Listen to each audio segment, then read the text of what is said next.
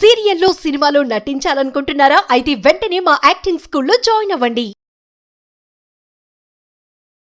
Welcome to Suman TV. నేను మీ సుమంటివి నాగ్. కోల్కతా ఇన్సిడెంట్లో మనం కొన్ని విషయాలు కనుక చూస్తే Sandeep Ghosh RG Kar hospital ex principal అతన్ని అరెస్ట్ చేయడం జరిగింది సిబిఐ వాళ్ళు. అయితే కొన్ని కీలక అంశాలను బయట పెట్టడం జరిగింది. అతని అక్రమ ఆస్తులకు సంబంధించినటువంటి వాటిల్లోనూ లేదంటే చేసినటువంటి అక్రమాల్లోనూ కొన్ని చిట్టాలు ఉంటాయి కదా, వాటికి సంబంధించినటువంటి వాటిలో కొన్ని కీలక అంశాలు ఈరోజు బయటికి రావడం జరిగింది. అండ్ దానితో పాటు చాలామంది మమతా బెనర్జీని కూడా అరెస్ట్ చేయాలని చెప్పేసి బీజేపీ కూడా చెప్తూ ఉంది. దీనికి సంబంధించినటువంటి కీలక అప్డేట్స్ ఈరోజు మనతో పాటు హైకోర్టు అడ్వకేట్ రవీంద్రనాథ్ గారు ఉన్నారు. వారి మాటలు తెలుసుకుందాం. Hello sir. హాయ్ అండి నాగరాజ్ గారు. సో అక్కడ ఇవాళ కోర్టు హీరింగ్స్ స్టార్ట్ అయ్యాయి. అండ్ దాంతోపాటు RG Kar medical hospital ex principal Sandeep Ghosh మీద కొన్ని కీలక అంశాలు కూడా బయటికి రావడం జరుగుతుంది. ఏంటి అప్డేట్ సార్ అసలు? Sandeep Ghosh RG Kar medical college X principal, ఇతను చేస్తున్నటువంటి అక్రమాల చిట్టా ఒక్కటి వెలుగులోకి వస్తే పుట్టలోంచి పాములు వస్తున్నట్టుగా ఒక్కొక్కటి వెలుగులోకి వస్తుంటే విస్మయానికి, కొంత భయానికి, ముఖ్యంగా వ్యవస్థలో భ్రష్టు పట్టిపోతే, వైద్య వ్యవస్థ భ్రష్టు పట్టిపోతే ఇంత అనైతికంగా దిగజారిపోతారా వ్యక్తులు అన్నది ఈయన గురించి చూస్తేనే తెలుస్తూ ఉంది. సో సందీప్ ఘోష్ చేస్తున్న అక్రమాస్తుల చిట్టా సిరీస్లో మరొక కొత్త విషయాన్ని ఈరోజు మీతో నేను పంచుకునే ప్రయత్నం చేస్తాను నాగరాజ్ గారు. అందులో ప్రధానంగా ఆర్జీకర్ మెడికల్ కాలేజ్ పక్కనే ఉన్నటువంటి హాస్పిటల్, ఈ రెండిట్లో 2 కేఫ్లు ఉంటాయి. ఇక్కడ పెద్ద కేఫ్ పేరు అంటే ఈ యొక్క మొత్తం ఆవరణంలో 2 కేఫ్స్ ఉంటాయి. స్టూడెంట్స్ 2 యూజ్ చేస్తారు. హాస్పిటల్ ఇన్సైడ్ ఒక కేఫ్ ఉంటుంది, మెడికల్ కాలేజ్ బయట మరొక కేఫ్ ఉంటుంది. మెడికల్ కాలేజ్ బయట ఉన్న కేఫ్ పేరు ఈశాన్ కేఫ్. ఓకే, అది చాలా పెద్ద కేఫ్, చాలా పెద్ద స్పేషియస్గా ఉంటుంది. సుమారుగా 100 మంది, 150 మంది కూడా వచ్చి కూర్చోవచ్చు. వారికి కావాల్సిన కేఫ్టేరియాలో మొత్తం అంతా కూడా అవైలబిలిటీ ఉంటుంది. మరొక కేఫ్ ఉంటుంది, దాన్ని కామా లౌహి అంటారు. రెండో కేఫ్ పేరు కామాలోహి ఒక కేఫ్ ఉంటుంది, అండ్ ఈశాన్ అని ఒక కేఫ్ ఉంటుంది. యాక్చువల్గా ఈ కేఫ్ యొక్క టెండర్లు ప్రకటించే ప్రక్రియలో ఒక ప్రిన్సిపాల్గా తను చేయాల్సిన బాధ్యత విస్మరించడం కాదండి, కావాలని ఎలా టెండర్ని మిస్గైడ్ చేసిన విషయం సిబిఐ వాళ్ళు చేసినటువంటి ఈ ఫైనాన్షియల్ ఇర్రెగ్యులారిటీస్ విషయంలో వాళ్ళు చెప్పిన విషయాలు నేను మీతో పంచుకునే ప్రయత్నం చేస్తాను నాగరాజ్ గారు. ఇందులో ఈశాన్ కేఫ్కి సంబంధించి ఆయన ఏదైతే టెండర్స్ పిలిచారో ఈ ఈశాన్ కేఫ్ ఎవరిది అని మొత్తానికి వీళ్ళు టెస్ట్ అంటే ఇన్వెస్టిగేషన్ చేశారు. ఆ ఇన్వెస్టిగేషన్లో ఆసక్తి గొరిపే విషయం, విస్తుగొలిపే విషయం ఏంటంటే అది అఫ్జల్ అలీ ఖాన్ మీద. ఈ అఫ్జల్ అలీ ఖాన్ ఆల్రెడీ ఇంట్రాగేట్ చేస్తున్నారు.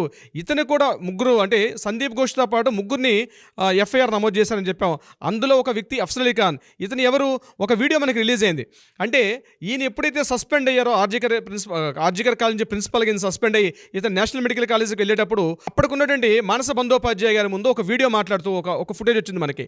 ఇతను ప్రైవేట్ సెక్యూరిటీలు ఉంటాడు. అతను అంటే సందీప్ ఘోష్ తాలూకా ప్రైవేట్ సెక్యూరిటీలో ఒక పర్సన్ ఇతను డైరెక్ట్గా మనస బందోపాధ్యాయతో మాట్లాడుతూ నాకు డైరెక్ట్గా మమతా బెనర్జీ గారు అపాయింట్ చేశారు, దీది మేరకు ఇద్దరు అపాయింట్మెంట్ కరా అని మాట్లాడాడు. అందులో మాట్లాడుతూ మీరు వీలైతే ఎక్ బార్ ఫోన్ కర్లో ఉంచా మా దీదీ సే బాత్ కర్లే అంటాడు వాడు గట్టిగా మాటలో. మన audio footage with video with audio కూడా మనం వినడం జరిగింది. అతనే అఫ్జల్ అలీ ఖాన్. ఆ అఫ్జల్ అలీ ఖాన్ యొక్క ఈ కేఫ్ ఇది ఈశాన్ కేఫ్, దీని వెలుగులోకి వచ్చింది. ఈ అఫ్జల్ అలీ ఖాన్ ఎవరు? పూర్తిగా అఫ్జల్ అలీ ఖాన్ అంటే సందీప్ ఘోష్కి చాలా దగ్గర సాన్నిధ్యం తన సెక్యూరిటీ పర్సన్గా చెప్తాడు. ఇది ఎవరి పేరు మీద నమోదవుతుందంటే అఫ్జల్ అలీ ఖాన్ యొక్క మిసెస్ నర్గిస్ ఖాన్. దీని ప్రొపరేటర్ ఎవరంటే నర్గిస్ ఖాన్. ఈ నర్గిస్ ఖాన్ ఎవరు అంటే అఫ్జల్ అలీ ఖాన్ యొక్క భార్య.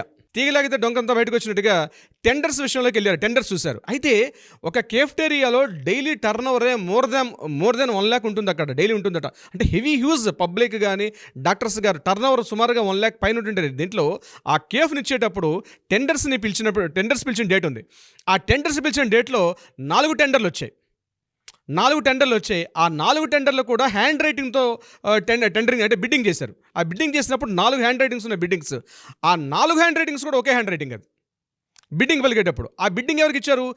ఒక్కొక్క నలుగురు కూడా ఒకటే 4 కంపెనీ పేరు మీద చేశాడు. అది 4 బిడ్డింగ్స్ చేస్తూ చివరికి ఈశాన్ కేఫ్ పేరు మీద ఉన్నటువంటి ఆ బిడ్డింగ్ కన్ఫర్మ్ చేశారు. అయితే ఈశాన్ కేఫ్లో ఉన్న అఫ్జల్ అలీ ఖానే ఈ 4 బిడ్డింగ్లు కూడా తన హ్యాండ్ రైటింగ్తో రాయడం జరిగింది. ఇక్కడ మరొక ట్విస్ట్ ఏంటంటే ఒక్కొక్క బిడ్డింగ్ చేసేటప్పుడు 1 lakh రూపీ అనేది అక్కడ కాషన్ డిపాజిట్గా చేస్తారు. బట్ ఎప్పుడైతే అది ఫెయిల్ అవుతుందో అంటే బిడ్డింగ్ ఫెయిల్ అయితే ఇట్స్ నాన్ రిఫండబుల్ డిపాజిట్ అది. కానీ ఇక్కడ జరిగింది ఏంటంటే మిగిలిన 3 కూడా ఫెయిల్ అయినప్పుడు కూడా ఆ బిడ్డింగ్లో ఈ 1 lakh రూపీ మళ్ళీ రిఫండ్ చేయడం జరిగింది. ఇక్కడ పోలీసులు ఇన్వెస్టిగేషన్స్లో సిబిఐ ఆఫీసర్స్ ఇన్వెస్టిగేషన్లో ఈ విషయం కీలకంగా వాళ్ళు అబ్జర్వ్ చేశారు. అంటే కిషన్ కేఫ్ని చేస్తుంది ఆయనే, మిగిలిన 3 ప్రైవేట్ బిడ్డింగ్లు కూడా ఇదే పేరుతో 4 బిడ్డింగ్లు చేసి ఇంకో పర్సన్ రాకుండా ఒక సిండికేట్ ఉమ్మడిగా, ఇట్స్ నాట్ సిండికేట్ అనరు, ఇట్స్ ఒక ఇనానిమస్గా, అంటే ఒక సింగిల్ పర్సనే ఇన్ని రకాల, ఇది మన సినిమాల్లో ఎక్కువగా మనం చూస్తాం ఇట్లాంటి విషయాలు. అవునవునండి, అవును. ఇట్లాంటి విషయాలు సినిమాలో చూస్తాం.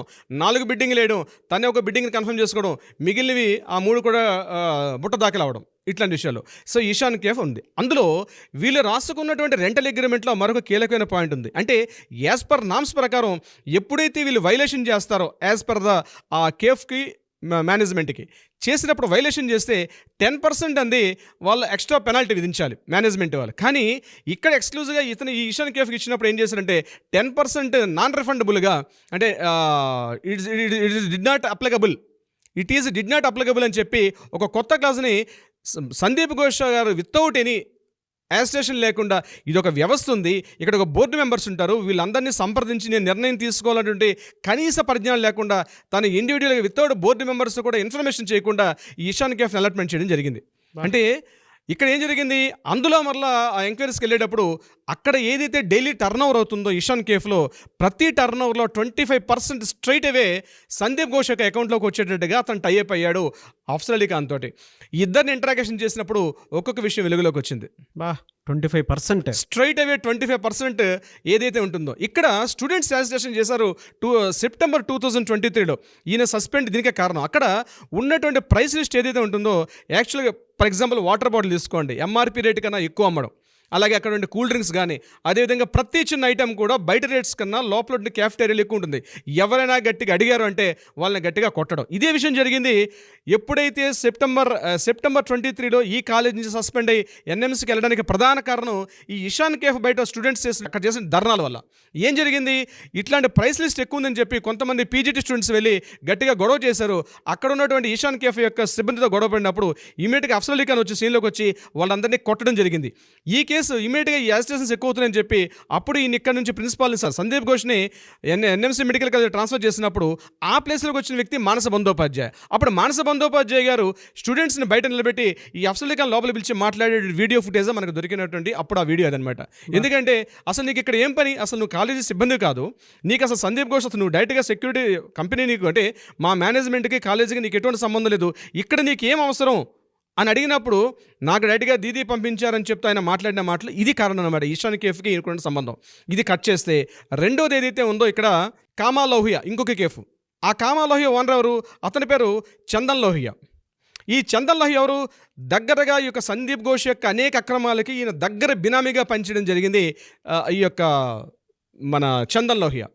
దీని మీద మళ్ళీ ఆర్జికర్ మెడికల్ హాస్పిటల్ నుంచి వాడుకుంటున్నటువంటి ఫండ్ అంతేనా? ఇది టోటల్గా ప్యూర్గా ఆర్జికర్ మెడికల్ కాలేజీకి ఏదైతే గవర్నమెంట్ నుంచి వస్తున్న ఫండ్స్ ఏవైతే ఉన్నాయో ఆ ఫండ్స్ని మిస్గైడ్ చేస్తూ అండ్ ఇట్స్ ఒక డమ్మీ అకౌంట్స్ తయారు చేసుకుంటూ మళ్ళీ తన పాకెట్స్లో వేసుకోవడం, ఇది ఇక్కడ జరుగుతున్నటువంటి విషయం. దీనికి సంబంధించింది అది మీకు కామా లోహియా గురించి మాట్లాడే మరొక ఎపిసోడ్ అవుతుంది నాగరాజు గారు, అది మనం నెక్స్ట్ ఎపిసోడ్లో మాట్లాడదాం.